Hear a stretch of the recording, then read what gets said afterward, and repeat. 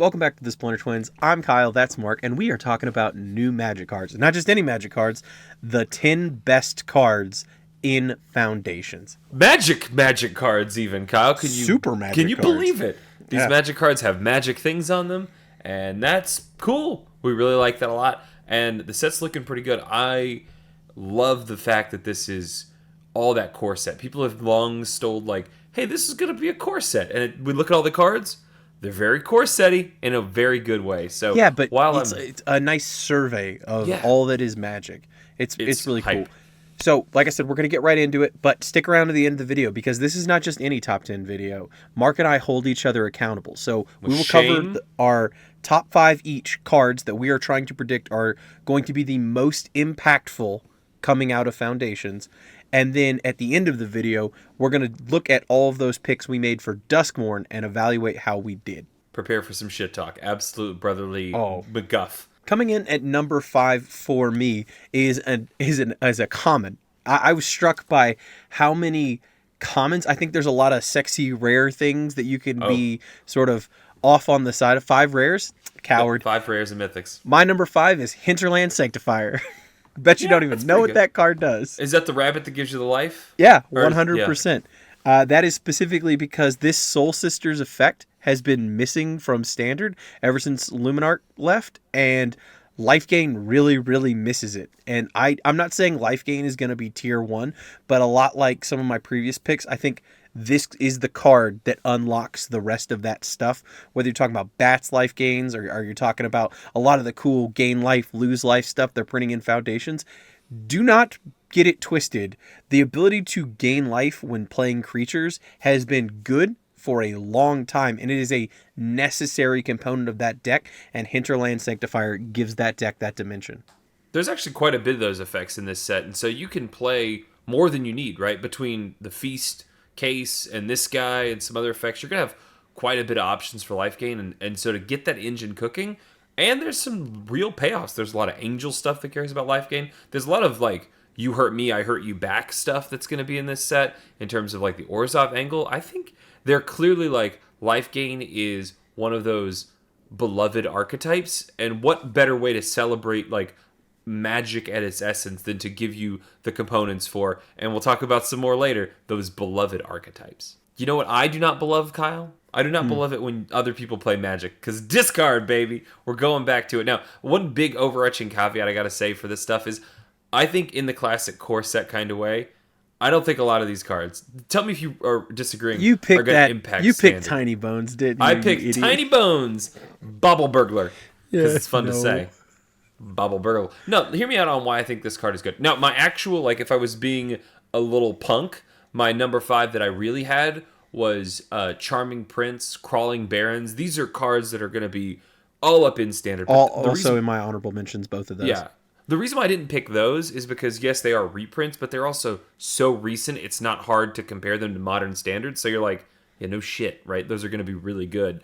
We don't need you, Mr. YouTube man, to tell me that. The reason why I think Tiny Bones is particularly good in discard, we've seen this, like, this is a real deck on the arena in that it can compete. It is like, it's not going to be a really good deck, but I think this card specifically is filling a hole, which is top deck mode, right? We need to have something in this deck that can get you over the line, and this card being able to say, not only are you going to make you discard, I'm going to take those cards back from you. Imagine curving this into a Liliana and just being like, num num num, your card's my card now. This is happening. And it's not a bad top deck because while 4 mana tap is like a crazy amount of expensiveness, the fact that it's just stapled onto a 2-drop, so if you get this in the late game and you need something, how often have we been playing discard with whether it's the cyclical or the reciprocal effects, the symmetrical effects. That's what I'm looking for, right? You find yourself just kind of out of gas. This guy can make sure your opponent stays out of gas too. I think it's a really fun card for discard. No, 100%, and I really agree because the Raven Man was so good in Standard. This card's better than that card. This card's gonna be so bad.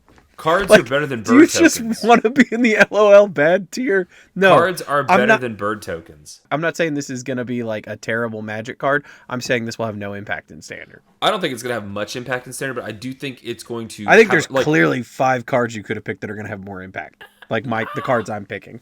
This card slots in to an existing deck that needed exactly this. So I think that's optimal for number 5. My number 4 is not a card I'm excited to play against, but when you talk about like absolute impact to standard, it's Day of Judgment, everybody. Wrath of God is back in standard. We're about to police some of this shenaniganry that is going on the ladder with these extremely wide boards, these Voltron style decks. Like, how about a 4-mana sweeper? Because Sunfall is objectively a better Magic card, but 5 mana is a lot. Like, it is, check me if I'm wrong, Mark, 1 more than 5 mana. It's a lot, yeah. And I mean, Sunfall is so much better, but 5 mana is so much more expensive. It's so much more. And, a lot of decks are going to play both of those. Like, 2 copies of this, 4 copies of Sunfall. But Control, specifically Azorius Control, but lots of other Control archetypes needed a 4-mana sweeper. There's just this perfect gap that there's a lot of things right now that, what do you call it? The 3-mana lockdown, temporary lockdown is not catching, and you're dying to that before you can get to your 5th land or before you can find your Sunfall. Day of Judgment, this is going to have a massive impact on Standard. We know people will play this with Sunfall. We were just doing it a few months ago when people were playing Depopulate, and that's just a worse. This is literally a strictly better Depopulate, right? Correct me if I'm wrong, but the mana cost was 2 white for Depopulate. I'm pretty sure. Yeah, but you also you could theoretically set it up to where you could draw cards. That's off true. Depopulate. Yeah, so I guess not. But I mean, the number of times that happened, like most people that are playing Depopulate aren't playing a multicolored 2 or 3 drop before they play Day of Judgment. Or on average, I think you're probably more penalized from that, but you don't care because you just need to survive. You're the late game, right? When you're playing those decks. And Day of Judgment cooked when it was in Standard in the past. It will cook again. This card is simple, and it's everything that's good about Foundations, right? It's 3 damn words on a card. Destroy all creatures. That's it. And that's all it needs to do to be excellent because it's 4 mana. And this is my number 2 pick. I think this is going to slot in. Very nice. We've seen Big White do a lot of stuff right now, and this easily has a home. That deck is, pretty competitive. There's a lot of good cards in there, but I think this is a no-brainer 2 of in that deck. My number 4 pick, and I know I'm just excited to get to it before you can get to it, Dropkick Bomber up in here. No, I didn't pick that one, but it's on my fun list probably. Goblins. But the reason why I love this card is because, like mini cards, they're showing the love, right? They're showing love to goblins, and they really, I think, pushed this card, right? Nothing to write home about in terms of a 2/3 stat line, but the fact that it's an anthem, right? And the fact that it's that thing you need to do to push damage, right? With just 1 little red mana, you just sail your goblin army over the top, right? You pick and choose, and you go over the top and win. And oh, by the way, hey, sometimes it's pretty good to sacrifice those goblins, right? Little scamp sacrifice, anybody? Get you for that, get double damage on that. This card is exactly what a Go Wide's Goblin deck would need to just, when you get to that turn 3, 4, push that final damage over. It is gonna be lit. I think this card is, Krinko is in the set. There's a lot of other Goblin Anthems in the set, but 3 mana I think is that low cost that you need to make sure you're jiving with the Goblins doing. I love this card. Yeah, I played a Goblins deck back in, I want to say, Return to Ravnica. It was super fun, and you are 100% correctly. However, it's funny that Day of Judgment specifically is like, all right, cool, dog. Like, sick goblins. But it was so nice going through all of the goblins and going back and being like, oh, I have a bunch of these cards already. It was really cool. I think this card is powerful, and I think there's a number of different goblin cards that you could have put on this list to say, like, this is the goblins deck right here. But I like Dropkicker because more than haste or damage or anything else, that is an engine for damage. That is the reach of the goblins deck, and I really like that as the choice of being like, hey, there's going to be a lot of flexibility in which goblins you play, and God knows there's probably going to be more goblins in 2 years, but either way, this I think will be a central tenet of that deck. My number 3 pick is a messed up card, Mark, and it's not universal, but like I did not think Wizards was going to print a bunch of hate cards in this set. Yeah. But like, god damn, man, Flash Freeze is a hate card. Yeah. This card is hateful. For 2 mana, you just counter any red or green spell. So like, hope you're not playing Gruul. Oh my god. Obviously there's plenty of decks where this just does nothing. And I don't think it's going to be a best of one all-star. It Yeah. absolutely could. There's decks that are like, yeah, man, whatever. This I'll just cycle through this. This will feed my discard or whatever. There's like the Jace Mill deck I played. There's all kinds of cards that I play in that deck where I'm like, I have like 4 or 3 temporary lockdowns, and there's matchups where that literally does nothing, but you don't care. This card from the sideboard, but then just its existence in standard makes every 3+ red or 3+ CMC red or green spell just, do I want to put this in my deck? Because there's a card out there that can just body it. Yeah, it could be really bad.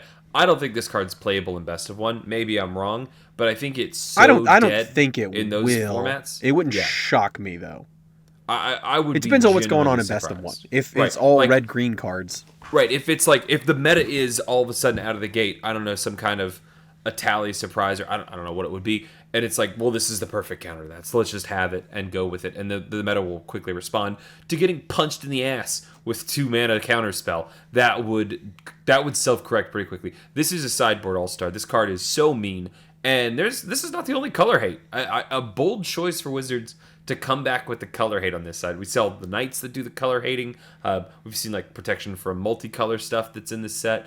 Pretty interesting, right? I think that's kind of fun, because I think it's sort of like one of the old school Magic things is like getting a little pissed off at a specific color, and just kind of like, "Arr!" And the color hate stuff is really a source of that, where you're just like, wow, man, wow, you mainboarded that card, like this is happening right now.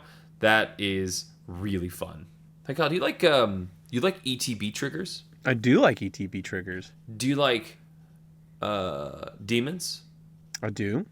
Well, then I've got a great card for you, and Grandmother would be very disappointed to find out about that latter thing. But Abyssal Harvester is cracked in half. This card is exactly what we want to play with Unholy Annex. We'll talk more about that card in a minute. Shot called on that one. This card is a demon, so it's immediately relevant in that deck, which is seeing all kinds of play. But this is just crazy. This is graveyard hate. And, oh, by the way, you're getting ETB triggers. And, God only knows what you're going to be reanimating with this. Like, what's the downside of this card? I don't understand how they made this card a card. Like, 3 mana, go pull out a token. And, yeah, okay, you can't have 2 of them at the same time, because it's going to make you get rid of your other nightmare shenanigans. But that's the only downside. So all you got to do is just tappity-tap. Oh, let me go grab your Shieldred. Let me tappity-tap. Let me go grab your Charming Prince. Right? Let me grab your Valgavoth? Like, what are we doing? This card is a hose to Reanimator, and it is, it's not just a counter to Reanimator, it's going to make you sad when you just start pulling their shit out of the graveyard on turn 4. Yeah, also key, it is a cheap demon to play for the Unholy Annex deck, which, it doesn't curve perfectly in because Unholy Annex is 3 mana as well, but being able to play this before or directly after your Unholy Annex just limits the amount of turns that you're setting there getting -2 life from your Annex, and it just starts pumping in the opposite direction, and it's just a good card. Like, it doesn't need Unholy Annex to justify it. And there's a lot of stuff in that deck that you would just keep. Like, okay, cool, now I've got like a Nightmare Demon over here. It is a good card. It like seems card. a little memey, but it's good. No, I like this card before the Annex because you want to get it down fast because you need to tap it to make it work. So you want to get it cooking. And then also from, turn 4 on, the Annex is hurting them and helping you, right? That's, I think, a pretty good line. This is just... I don't have it up. Is it a Nightmare in addition to its other types, or is it just a Nightmare? Yes. Create a token that is a copy of it, except it is a Nightmare in addition to its other types. Exile all other Nightmare tokens. So, they remove this thing, and you still have, if you've exiled another demon, you just have a demon token still You could, to cook right? with So- your Annex. And let's say you tap it, you exile a Valgavoth. Well, you still got a demon. Yeah. It doesn't make it go away. So if this thing survives one turn, and there's a creature in the graveyard, right? Value, just straight up value. My number 2 card, I'm a little bit worried about it, Mark, because this could be... I'm not saying this card, oh my god, it's going to get banned, but I think this card's going to be really, really good. But I could see a day where like, oh my god, F this card. And it's Swiftblade Vindicator. It is a Boros straight up red and white human soldier, very relevant creature types. Double strike, vigilance, trample 1/1. Oh my god. Boros Oros is already cooking over on the ladder.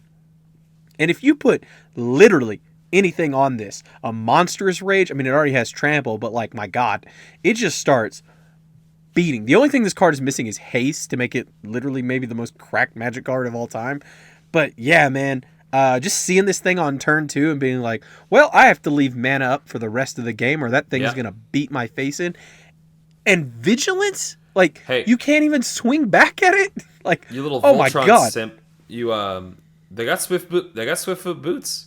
Yeah. You know? Sheltered there's your by two Ghosts problems. is already out there crushing it. Like, oh, let me give my trample double strike vigilance thing +2/+0 and lifelink. I don't care that it doesn't give me toughness. I don't know if you heard, this thing double strikes.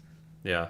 Like, and Ward 2 on top of it. Like, that is oh my God. nasty. It is a Voltron card. I don't know if you know this, Kyle. Just so you know. You probably never heard this before. That card does die to removal. I have heard that. Okay. That's true. But there are still... We have seen Inklings. Just a wee Inklings. Boros Auras is a real deck. This is really happening.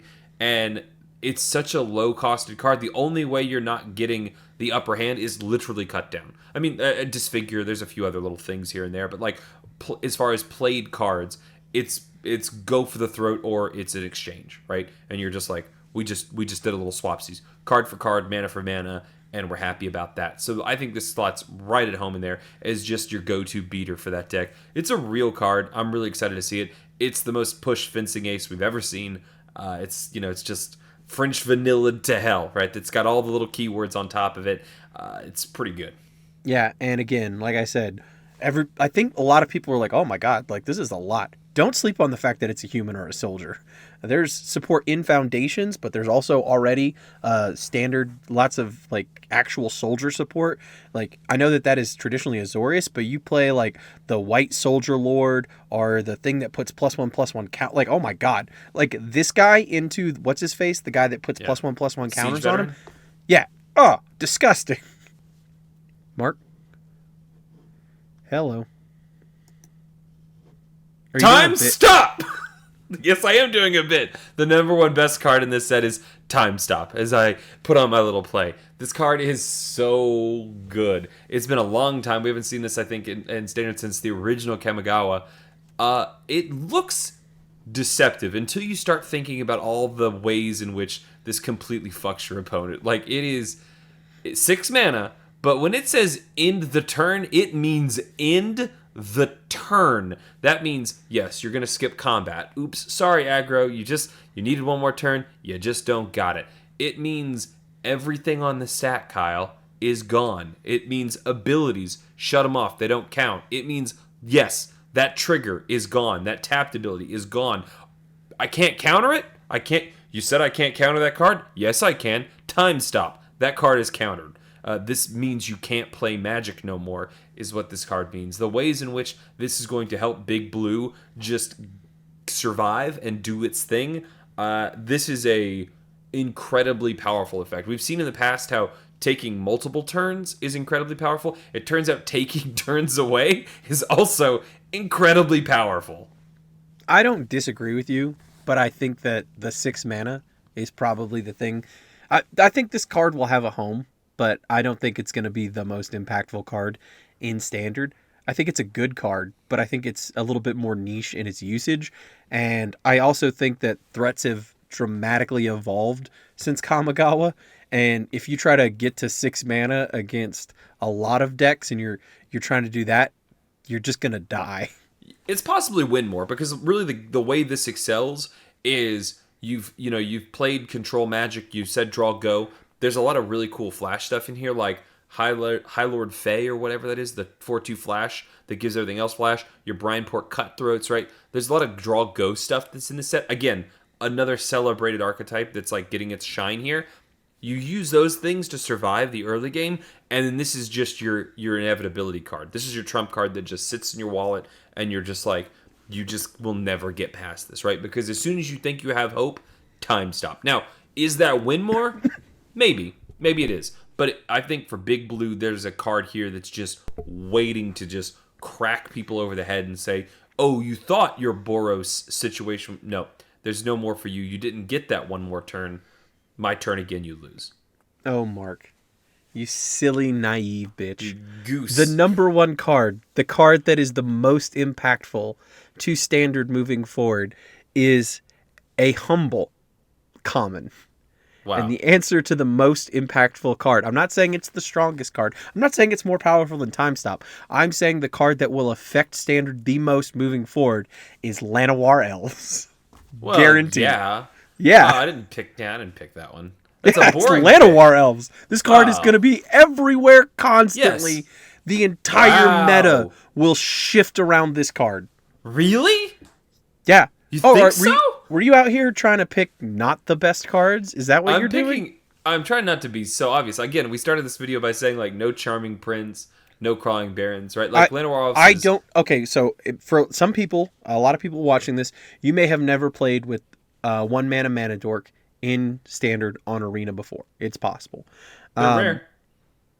yeah, the acceleration of being able to play a 3-drop on turn 2, you can just get so far ahead of your Yep. opponent, and it snowballs because that mana, just being able to play an extra land, it just continues to snowball, and your just advantage increases.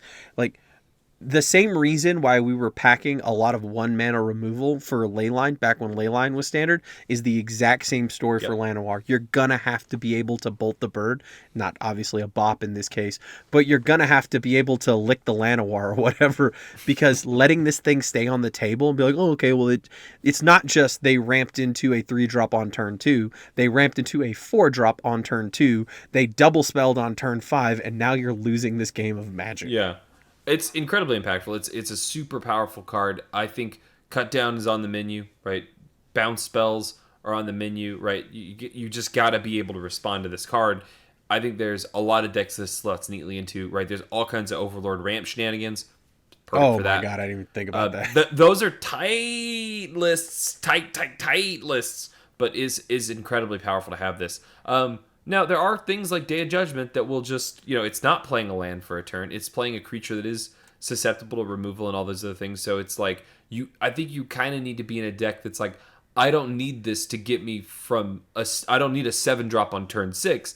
I need a 4-drop on 3, right? And then you can maybe count on your elf getting you there, but there's so much good removal and so much good sweeping happening especially post this set, that like if those mid-range decks can just get a little bit more aggro to get under the Overlord shenanigans, then yeah, this card it's gonna see a ton of play. And I think the question is, will it be in those S tier decks? I'm betting yeah, probably. Yeah. Also, don't forget, like, a lot of people are like, oh yeah, you can just like dump your hand with creatures. You know what one of the best things to ramp into is with Llanowar Elves is more ramp. 3 mana rocks, like all of those things are very, very good to be able to ramp into. And like, Lord knows there is a shitload of powerful things that you can put down on the table, and being able to do that with not just the lands, but the thing too is like drawing all of, like, it's not just having 7 mana, it's not 7 turns, it's the ability to, before you're dead, draw 7 lands and have the time to play them. Anytime you can cheat the mana system, and Llanowar is a perfect example of being able to do that, just a very, very powerful card. And I would say that, Llanowar has been around many a format, but specifically now, as we're primed for some of these incredibly snowbally, aggressive, value engine decks, being able to get to that faster than your opponent has never been more impactful for just icing the game out for your opponent. Those are our top 5. Let us know what you guys think. Drop us in the comments. Where were we wrong? Why is Kyle a punk for picking Llanowar Elves? What a cheesy pick that is. I'll give you guff on that. Go ahead and put it in meta defining. We can slot that out now. But now Kyle is we will take it to task. It is the accountability time. Here on the screen, you see before you the picks that we have made, going all the way back to, I think, Outlaws at Thunder Junction is how long we've been doing that. So you can see our picks on there. Before we look at our picks from Duskhorn, do you want to make a case for moving any of your cards? Because I see 2 of mine that need to go up. No, I think they're good. I think I'm fine. What do you want to make a Parting case Gust? for Parting Gust and Smuggler Surprise. Both need to see some play. Those cards are in tournament decks now. They're in best of 3. They're really representing Parting Gust specifically on the big white deck that's being moved. Turns out, yep, that's a pretty good removal spell if you're playing a lot of planes. And Smuggler Surprise, we're starting to see people really trick that card out. Hey, What about a turn 4 Llanowar Elf Smuggler's Surprise? Oh God, help us all. These cards are getting involved in the tournament, so I'm not going to put them in good in multiple decks just yet. But yeah, I say we I'm bump fine with those two that. boys up. I'm fine with those moves. Let's go ahead and make the moves. Magic. All right, let's get into our picks. Do you want to tell us what your number Oh, 5 you pick can go was? first. I want to hear what your Okay. number 5 was, Mark. My number 5 pick Since we was just got done giving you some flowers, let's talk about what your number 5 was. I'm 2 and 3 so far on this 5. There are a couple of big hits here. Kona, not so much. It turns out the card is just a LOL little, bad. LOL bad. It's just I a little laughed too at you when you unreliable. picked it. This card's so good. It's possible. I need to build this deck to teach people, to show them the way of why this card is good. It's just there's other ways. I Smuggler think Surprise, a previous pick negates Yeah. the point of it. Smuggler Surprise is just better. more reliable, right? It's a little bit easier to do that. It's a fun card. I don't know if it's a good card. Yeah, so it's probably gonna live down in LOL bad forever. My number 5, I'm curious to see what you think about it. I've got like 2. I could go either way on it, but it is Arabella Abandoned Doll. This card, pretty good. It turns a out, good card. 2 mana play that just absolutely houses your opponent. One of our most recent videos you saw, and there's a lot of really good stuff. But man, anytime you can play a 2 mana threat that can take over the game and is really good in the late game as well, it's going to be a pretty good card. So I would be fine. I'll let you be the tiebreaker. I think sees some play or edge cases for it. I definitely don't think good in multiple decks like Arabella does one. Like it only goes in the wide aggro deck. But I would be curious to see what you think if it is sees some play versus edge cases. I'd say it sees some play. It might go down to edge case. I think like this deck really kind of popped post Leyline, right? Because it's a really good aggro deck that doesn't rely on Leyline resonance. So like that, I think gives it some play. It is niche and it's not really like tournament good, but it is a solid aggro deck in arena. So I'd say see some play is fair for that. My 4th pick, Pyroclasm. Sideboard occasionally, right? I'd say it's probably LOL bad. It's just not really something people are playing. Yeah, I still think like I'm fine with you putting an LOL bad, but I'm not here to razz you for it. I still think that card is going to get up to edge cases, but like again, for the exercise of this, I would say like try to pick cards that are going to be the most impactful, and I don't know what the ceiling of Pyroclasm is ever going to be.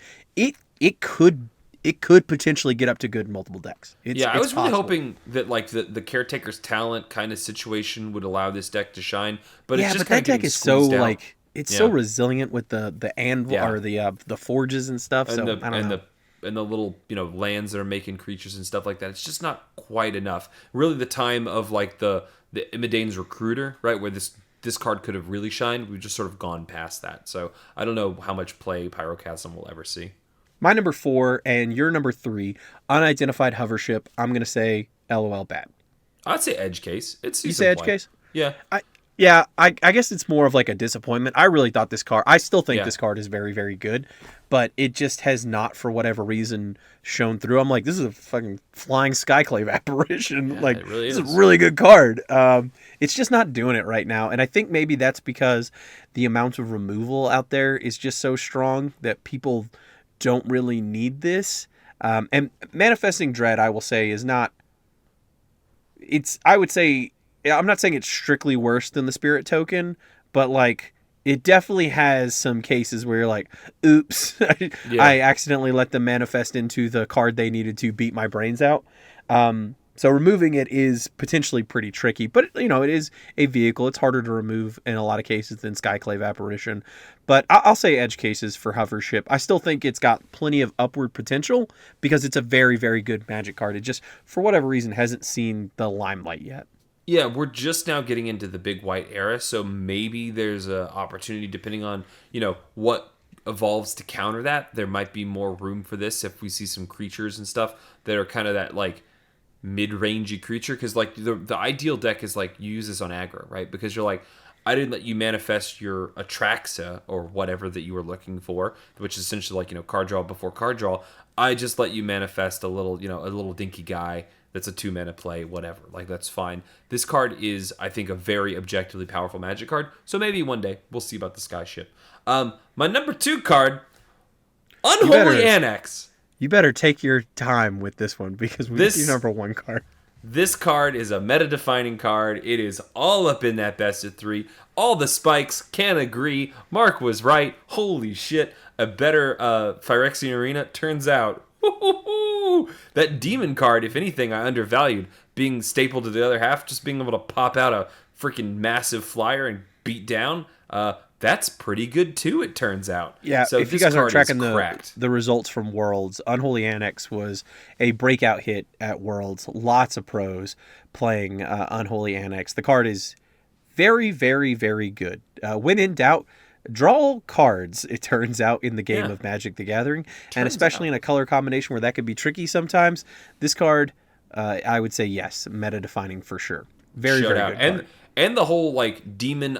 I hit you, I heal me pit, very impactful. That, like, so much so that people are going back and finding all the demons they can find to make this a legit demons deck, right? Where you can justify it. People are doing it. People are doing it in black. People are doing it in Golgari. I freaking love this card. This is a safe craft. If you don't know, now you know. My number 3, because we had the 2 and the 3 there. Drag to the Roots. I'll say LOL bad. I don't think it's very good. I still think it's a really good Magic card, but it's just not working. For whatever reason, I just think maybe the current Golgari lists are really, really tight, and maybe they're not as reliably getting as Delirium as I thought. So they're just relying on Terra Sunder more is really what it is. Yeah, that's their catch-all removal of choice, and I think the Lords being what they are, the Overlords being what they are, that's a more safe pick, right? And it exiles. So I think as long as that card is there, I'm not really sure Drag to the Roots is going to see that shine. And then my number 2, before we get to our number 1s, my number 2, Inquisitive Glimmer. I'll say edge cases for Inquisitive Glimmer. I still think it's a very powerful thing, but for... I just bought the deck in Standard. I'm really excited to play it in F&M, but we're not seeing like we did with Kamigawa, like we did with the Selesnya enchantment deck. We're not seeing the same amount of traction with Azorius enchantments right now, even though it's the same kind of effect and no lifelink, but an extra toughness on the guy. Just not seeing it. It's not popping off. I guess maybe because it's not too slow for Standard. I think it's more like the nature of being Azorius. It's a little bit more value based as opposed to Selesnya was like, I'm gonna hit you with this 2/2 trampler to death. Even though you still have like the scavenger and stuff, it's really, really fun to play, and I think it's really good. I don't think we've seen the last of it because, as I said in the pick in the first place, the more enchantments we get in blue and white, the better the potential of this card, and I don't think we've seen the last of it. And I still think it's completely possible that a meta-defining, or not a meta-defining, but a very prevalent deck in the meta that includes this card as a value engine early is still possible. Kyle, why isn't Head Shredder good? I don't understand. Because, Mark, it's not good. It's not a good card. It is good. I don't understand why you picked it. It's such a good The same brain that, like, before anyone else was on Unholy Annex was like, but wait, Head Shredder is even better. Let's stop talking about Unholy Annex. Let's start talking about this lawnmower. I think I'm still holding out hope. Ether Drift is coming. There's a lot of vehicle stuff in there. This is a powerful Magic card. I know it is. And if there is a home in that space to say, like, okay, we need a good topper vehicle, man, it's hard to imagine there's one better than this. Like, this card has value, it has inevitability, it has the stat line, it has the low crew cost, it has everything you're looking for. It's like Sika's Chariot. It's just, I think the problem is, whereas Sika's generated immediate ETB value, this thing has to turn and swing, so it is a little slow, right? It's a 4-drop that can't block. That's just been too much for it to see any kind of Standard play. It's LOL bad, but I still believe in this card. I'm not ready to spit the bit out on this card. I think Head Shredder is just too powerful to give up on. Yeah, we need a different meta or some more cards for it. I think your Head Shredder video that we made on the channel is about the best home. It's about the best brew for Head Shredder, and it just, like, underperformed. It underperformed in its own deck. It was not even close to the best card in that deck that you built around it. It's not. I don't think it's gonna be in that deck. Like, I don't think it's an Iridescent Vine Lasher kind of deck, right? It's just too slow. There's got to be some other vehicle angle, and we've seen vehicles do amazing things in Pioneer, in Standard. Vehicles can be real. Banned, like. Well, But yeah. they're value-oriented things like Reckoner Bankbuster. What But got banned? Yeah, that one got banned. But that not because it was a vehicle, but because right the value they can generate. This one's just a little too slow, but I'm still hopeful. that's where I'm going to put the mission accomplished banner right there, Yeah. Mark. Leyline of Resonance is a fucked up Magic card, It's and dumb, and I'm I glad hate it got banned. But I told you all, this card was gonna get banned, and it's only banned in best of one. But like, much like a mission accomplished banner, you were sort of right. Like, there's more to the story. I was specific that like this card cannot stand in best of one. Yeah, like, that's true. Like there's no discussion, and like honestly, I think they waited too long to ban it. It was miserable and awful, and I'm so glad it's gone. Holy crap! So it's meta defining for sure. If you're looking for it was so meta defining they had to ban the goddamn thing. But like this thing also showed up at Worlds, Mark. Like this meme best of one card made I think the top 8, and I still don't think it's done. I think we're gonna see more cards like Turn Inside Out, Monstrous Rage. Like, what's the next version of that that's so disgusting in 3 years that they're gonna have to ban? Like, I didn't see anything in Foundations. No. Then I'm like, this is a problem for Leyline in best of 3. But you know, there were only a draft environment, Aether Drift, Spider-Man, Final Fantasy, or whatever, from being like, oh, red's kind of bad and limited. Let's play him a really good combat trick for 1 mana. Oh shit! Like, we accidentally broke Leyline of Resonance in best of 3. It's again, really it's still really good at best of 3. Yeah, it's always on the edge because of the crazy power, and I just don't like the Leyline shenanigans. Like, I think that's the biggest problem. If this card just wasn't a Leyline, I don't think anybody would complain. It's like, nobody would say it. 4 mana, you got me. You got me. Yeah. You get to do your thing. It'd be fair. But the weird lottery of being like, did you get it? Did you get it? Oh no, right? That did you get high 2 variance. Did you get 2 of them? Oh, that's happened to me. That variance is not something that I think people enjoy, right? No. I don't think it's fun to play. I definitely don't think it's fun to play against. And you are exactly right. I think it's interesting. Is this the first like best of 1 ban we've ever seen? No. Nexus of Fate or whatever. Book of Exalted Deeds. I know that was like a weird sort of temporary ban thing because we didn't have Field of Ruin. No, Nexus of Fate I think got banned in best of 1, if I remember correctly. Yeah. They're cool rare. They did that. They're really rare. I'm glad they did it. And honestly, like, if people aren't clamoring for it in best of 3 yet, then like don't. I don't want to. Like, I like having cards as playable as possible. And obviously, like, it didn't steal Worlds like I deeply fantasized about, so I could have like Schadenfreude over everybody. But yeah, everybody's glad this card is gone from best of 1 because it was a miserable goddamn play experience. Meta defining, banhammer down on it. Thank God I got it. Can we get a Banhammer logo? Can we do that? Banhammer. I'm not going to make it because I'm probably editing it tonight. But anyway, just you can imagine. That was our evaluation for our picks from Duskmorn. If you disagree with any of those, or you think we were too hard on ourselves or too easy on ourselves, let us know in the comment section. Well, I hope you like these cards because they're here forever. So that's a different part. But I love everything other than the rotation timeline, which I'm still like, I don't know about it. I mean, maybe I'll be convinced. But like the actual cards themselves, the stuff we talked about today, freaking home runs. I'm so excited for Foundations. Magic is back, baby, until it's gone next year. And we're just going to enjoy it while we can. This is so fun. Let us know what you guys think in the comments, and we will see you next time. I just didn't want to have the closing while I was like coughing to death. Take a minute. You look like shit. Oh. I was Your eyes are all like bugging dying out. to get through that sentence before I like cough exploded.